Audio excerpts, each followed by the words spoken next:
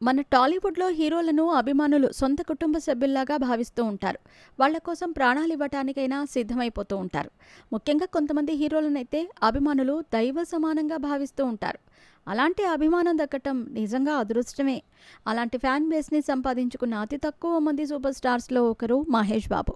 Super star Krishna నుండి వారసత్వంగా మహేష్‌కి వచ్చిన ఈ ఫ్యాన్ బేస్ మామూలుది కాదు.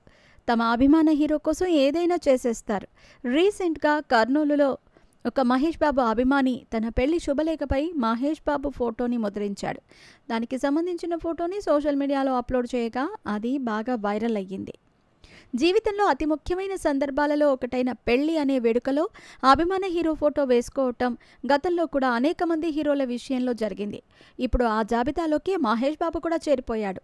ఇదంతా పక్కన పెడితే ప్రస్తుతం మహేష్ బాబు రాజమౌళితో కలిసి ఒక సినిమా చేస్తున్న సంగతి తెలిసిందే.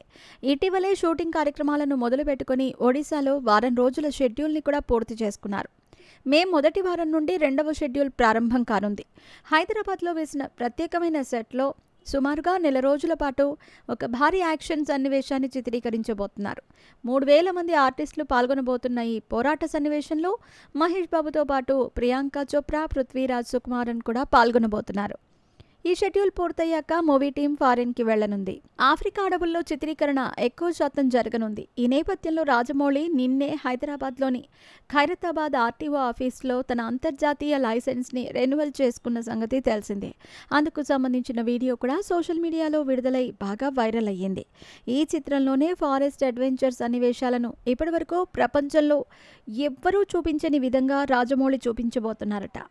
ఈ చిత్రంలో డైనోసార్స్తో మహేష్ బాబు చేసే పోరాటం కనివిని ఎరుగని రీతిలో ఉంటుందని అంటున్నారు. మన ఊహల కందని విధంగా సినిమాలను రూపొందించడంలో రాజమౌళి దిట్ట.